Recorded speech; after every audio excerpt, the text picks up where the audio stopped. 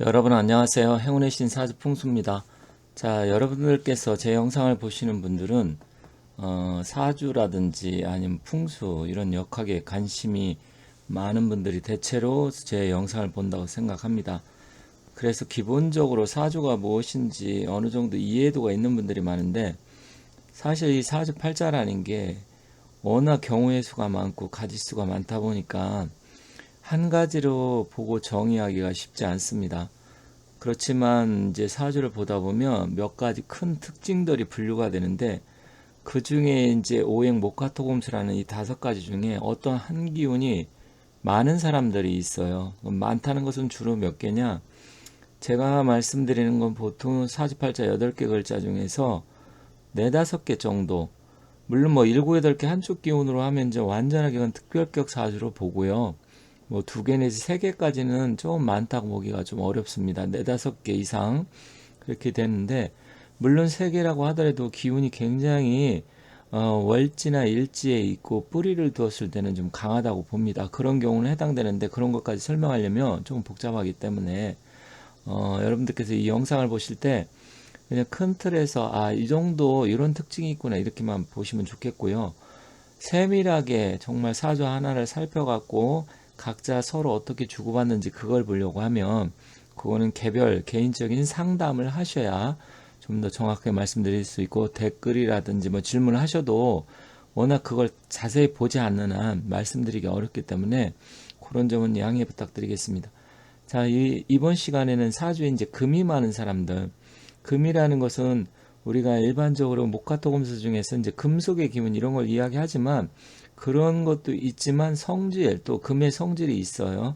그래서 여러 가지 특징이 나타나는데, 일단 사주에 금이, 천간에는 경과 신이 있고 지지에는 신과 유가 있는데 이걸 금의 기운으로 하고요. 또 사주에 이렇게 금이 많은 사람들은 특징이 이제 숙살지기라고 해서 강하고 고집이 있다, 잘 지기 싫어하는데, 이런 특징이 있는데, 특징은 뒤에서 알아보고, 이런 금이 많았을 때는 그럼 무엇이 있어야 되느냐? 반드시 뭐가 많았을 때는 그것을 구제해 주든지 눌러 주든지 어떤 반대적인 기운이 있어야 되는데, 금이 많은 사람들은 반드시 화의 기운이 있어야 됩니다. 그래서 왜 화의 기운이 필요한지 이런 부분을 말씀드리고, 반대로 금은 적은데 화가 또 너무 많다, 그래도 안 됩니다. 그래서 사주는 사실 서로 적당히 이렇게 있어서 주고받아야지, 어느 한쪽 기운이 많은 것은 사실 좋은 사주라 보기는 힘들어요. 잘 될 때는 잘 되지만 또 굴곡이 많아서 안 될 땐 굉장히 힘든 경우가 많기 때문에, 그래서 그런 부분까지 다 하나하나 하기에는 시간이 좀 너무 여의치 않기 때문에, 오늘은 이제 금이 많았을 때 대략 어떤 형태를 갖췄을 때 이렇게 금이 많은 건지 그런 부분 말씀드리겠습니다. 여기 그림을 보도록 하겠습니다. 여기 금이 많은 사주를 물상론에 비유한 예. 그러니까 물상론이라는 건 뭐냐면, 어떤 기운이 우리 일정한 어떤 사물에 대비를 해서 그것을 보는 건데, 여기 뭐 낫이라든지 아니면 망치, 농기구, 톱 이런 게 사실은 금의 기운으로 볼 수 있습니다. 금이라 그래서 꼭 금덩어리 이야기하는 게 아니고요. 이런 낫이나 도끼 이런 것도 금이 될 수 있고, 농기계, 기계, 그리고 어떤 강한 성질 이런 것도 다 금의 기운으로 보고, 뭐 자연에 비유하면 이제 바위 덩어리, 철광석, 금덩어리 이런 걸 다 금의 기운으로 봅니다. 그렇다고 하면 오른쪽 보면 이게 대장간에서 지금 어쨌든 이런 쇳덩어리 철광석을 녹여서 바로 왼쪽에 이렇게 낫이나 칼 이런 걸 만들잖아요. 그러면 여기서 아주 중요한 힌트가 있는데, 결국 이 쇳덩어리가 됐든 금덩어리가 됐든 금의 기운은 반드시 저 화의 기운이 필요하다는 겁니다. 왜 그러냐면, 이 철광성 쇳덩어리 자체로 많은 사람은 아무것도 만들 수가 없어요. 그래서 사주에 금이 많은 사람은 반드시 화가 필요하다, 이게 힌트입니다. 그렇다고 하면 자기 사주에 금이 많은 사람들은 좀 잘 보시고요. 또 공부하시는 분들도 잘 좀 보시면서 이해를 하시면 좋겠습니다. 물론 금이 많은 사주의 특징이 굉장히 많기 때문에 이 몇 가지로 정의하기는 쉽지는 않아요. 하지만 대체로 큰 틀에서 좀 강한 특징, 그런 부분에 대해서 말씀드릴게요. 대체로 좀 강직한 편이고요. 주관이 많아요. 그래서 자기 주관이 강하고 많기 때문에 대체로 금이 많은 사람들은 근데 이게 꼭 금만 그런 거냐? 사실 다른 오행도 그런 부분이 있어요. 목이 많던 토가 많던 그런 건 있는데 대체로 이제 주관이 강하고 강직한데 그런데 내가 금의 기운을 갖고 태어났을 때는 그런데 내가 다른 기운을 갖고 태어났는데 금이 많다. 이거는 조금 약간 다릅니다. 요거는 좀 약간 다르기 때문에 그런 부분도 같이 말씀드릴게요. 그리고 태어난 날도 금인데 금이 많으면 혁명가적 기질 그러니까 뭐 옛날에도 이렇게 보면 쿠데타를 하는 사람 혁명 역성혁명이라고 하죠. 아니면 나라를 위해서 몸을 바친다 이런 분들 그리고 또 의리가 있고 그런데 사실 이게 잘 발달되면 뭐 나라를 위해서 자기의 기운을 쓰지만 뭐 깡패, 조직 폭력배 아니면 이게 잘못 가면 남을 괴롭히는 그런 쪽으로도 갈 수 있어요. 그래서 어린아이가 자녀분들이 이런 금의 기질이 강하다. 근데 화기가 없다. 그러면 어렸을 때부터 잘 가르쳐야 됩니다. 차라리 그런 사람들은 군인이나 경찰, 운동선수 뭐 이런 거 시키는 게 좋습니다. 그리고 원칙주의자가 많고요. 그러다 보니까 조금 융통성이 좀 부족한 사람들이 많아요. 왜냐면 금의 기호는 굳고 단단한 거잖아요. 그러면 플렉서블, 그러니까 융통성 이런 게 좀 부족해요. 유연성이라고 하죠. 그런 부분이 부족하기 때문에 그런 걸 좀 길러야 되고요. 그리고 대체로 좀 부부 사이가 안 좋고 이혼수가 좀 많은 편입니다. 특히 일주가 신유나 경신일주, 일주 자체도 간여지동이 있잖아요. 이런 사람들은 좀 더 배우자 아니면 상대방, 가족 이런 사람의 배려심이 필요합니다. 그리고 성격이 또 굉장히 집요하고 지기 싫어하다 보니까 상대방이 굉장히 좀 피곤해요. 피곤하다는 것은 가족이 됐던 친구가 됐던 형제가 됐던 그런 거잖아요. 아니면 같이 일을 할 때 좀 피곤합니다. 이런 사람을 만나게 되면. 그러면 결국 어떻게 되겠어요? 자꾸만 다른 사람들이 이제 꺼리게 되겠죠. 그러다 보면 주변 사람들이 하나둘씩 떠나가게 되고 외로워집니다. 그래서 이런 사람들은 뭐냐면 자기를 절제를 하고 상대방에 대한 배려심 이런 게 필요합니다. 그리고 때로는 유연성 있게 좀 어떤 상황이 자기가 틀렸으면 그걸 인정할 줄 알고 그래야 됩니다. 그리고 건강적으로 보면 이제 간 쪽이 조금 안 좋을 수가 있어요. 그래서 술 같은 거 너무 많이 마시면 안 되고 위장 소화기도 조금 주의해야 됩니다. 그런데 이제 외형적으로 보면 다치거나 골절상, 뼈 관절, 그다음에 디스크 뭐 어쨌든 이런 부분과 또 교통사고, 수술수 이런 것도 좀 주의를 해야 됩니다. 여기 예를 들어서 보도록 하겠습니다. 혹시 사주에 대해서 잘 모르시는 분은 좀 어려울 수 있어요. 하지만 공부하신 분은 금방 이해가 갈 겁니다.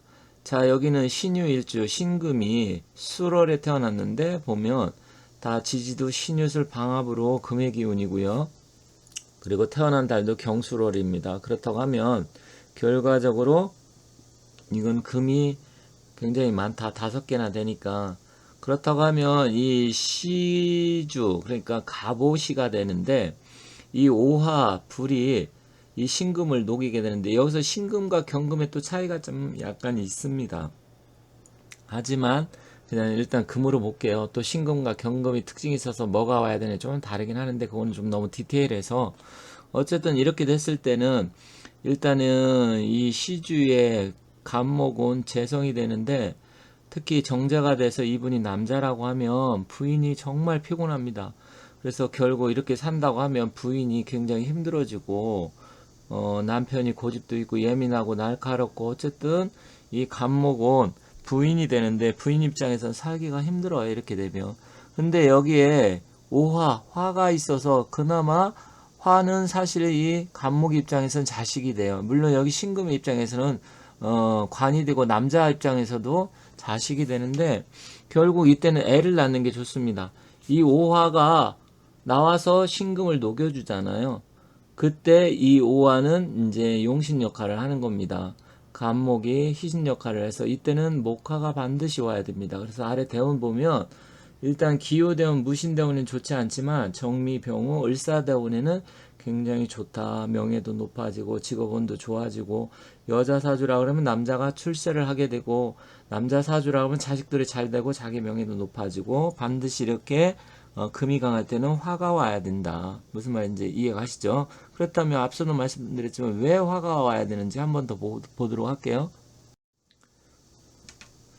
지금 왼쪽에 보면 이제 금광석이 있는데, 물론 완전한 금덩어리는 아니지만 이걸 금을 추출하려면 오른쪽처럼 이렇게 녹이면 완전히 이제 물처럼 되잖아요. 그러니까 화가 세면 화다 금용이라고 합니다. 그래서 금은 녹아버리는데, 이 오른쪽 보면 이게 금이 녹았다, 금광석이 녹았다, 철광석이 녹았다. 그러면 여기서 중요한 게 한 가지가 있습니다. 여러분들이 잘 힌트를 얻으셔야 되는데 뭐냐? 금은 반드시 불과 같이 있다. 이거 딱 보면 아시죠? 지금 이게 오른쪽 보면 이 쇳덩어리, 금덩어리가 녹은 거잖아요. 그런데 지금 이거 불덩어리지 않습니까? 그래서 우리가 사주에 보면, 삼합에 보면 사화가 경금의 장생지가 되잖아요. 공부하신 분들은 아는데, 장생이란 뭔가 태어나는 거잖아요. 그래서 왜 화가 왜 금의 장생지일까? 이렇게 궁금해 하실 분들 계실 텐데, 오른쪽 그림 보면 딱 압니다. 금이 태어나기 위해서는 반드시 화가 있어야 되고, 그래서 사화가 금의 장생지가 되는 겁니다. 그래서 결론은 뭐냐? 금은 반드시 화하고 같이 있다. 그래서 결론적으로 금덩어리가 있고 쇳덩어리가 있고 어쨌든 금이 많으면 반드시 이렇게 불화가 필요하다, 이렇게 보시면 됩니다. 그러면 어떤 사람들은 그러면 내 사주에 금은 많은데 화가 없어요. 그럼 풍수구운에 화가 오는 건 좋은 건가요? 뭐 약간 도움은 됩니다. 물론 사주하고 풍수는 약간 다른 개념이지만 기운 자체가 화의 기운이기 때문에 일단 화기가 온다는 것은 화가 없는 사람 입장. 그러니까 뭐 금이 많고 화가 없다 해도 또 다른 분들은 수도 많은데 화가 없을 수 있잖아요. 어쨌든 사주에 화가 필요한 사람들한테는 풍수, 구운, 기운의 화기도 나쁘지 않고 괜찮은 작용을 한다, 이렇게 보시면 됩니다.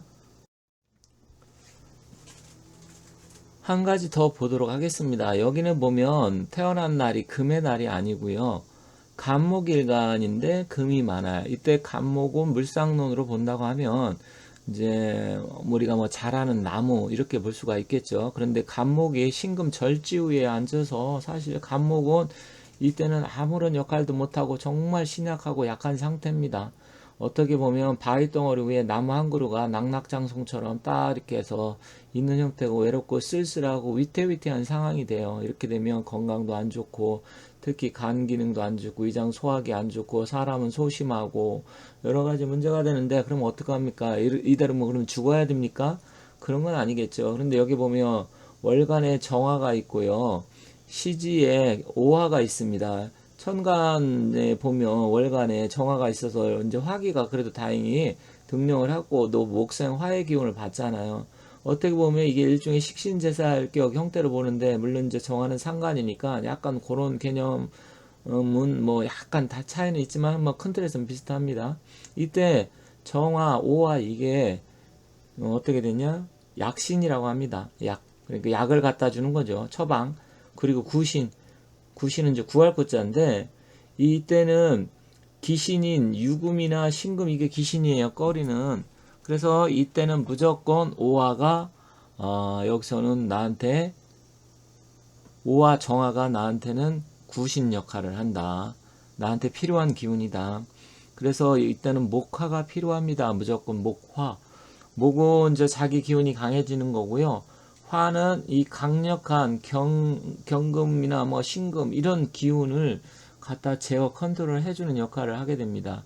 그래서 앞서 말씀드리는 것은 태어난 날이 자기가 금의 기운이지만, 여기는 나는 목의 날에 태어났지만 금이 많았을 때, 이대로 화가 없으면 이 나무는 다 뿌리째 뽑히고 부러지고 완전히 톱질당하고 장난이 아닙니다. 그래서 이런 사주가 있다 그랬을 때 반드시 목화가 필요하다. 그럼 어떤 분은 수는 어때요? 수는 안 되나요? 물론 수도 가능은 합니다. 왜냐면 금생수에서 수생목, 이것은 이제 우리가 용신을 굳이 따진다 그러면 이제 통간 용신 역할을 하지만, 이때는 수보다는 화가 이 금을 먼저 제어를 해줘야 되기 때문에, 그러면 수가 오게 되면 어떻게 됩니까? 수 인성이 와서 식상을 파극을 하게 되잖아요. 그때는 이제 효신이 돼버려서 밥그릇을 없게 돼서 이때는 수의 기운보다는 일단 목화가 더 필요한 기운이다. 그렇게 보시면 되겠습니다. 물론 선생님마다 약간 다르게 이제 이걸 해석을 할 수 있지만 원칙상 큰 틀에서 자세하게 보면 이때는 수보다는 목화가 필요합니다. 무슨 말씀인지 아시겠죠? 그래서 내 사주가 이거하고 비슷한, 물론 똑같이 안 생겨도 이렇게 비슷하면 됩니다. 그런 분들은 잘 보시고, 아, 이때는 무엇이 필요하고 어떻게 해야 되는구나. 물론 이제 하나하나 그럼 금이 너무 많았을 때, 화가 왔을 때는 어떤 일이 발생을 하고, 또 그때는 내가 필요한 거는 무엇이고, 행운의 숫자라든지 뭐 이름에 뭐 어떤 기운을 넣어준다든지 뭐 여러 가지 개운할 수 있는 그런 게 있잖아요. 그거는 또 시간 나는 대로 또 말씀드리도록 하겠습니다. 혹시 자기 사주에 토가 많으신 분들은 제가 또 영상을 올려놓은 게 있으니까 참고해서 보시면 좋겠습니다. 지금까지 시청해 주셔서 대단히 감사합니다. 즐거운 시간 되세요.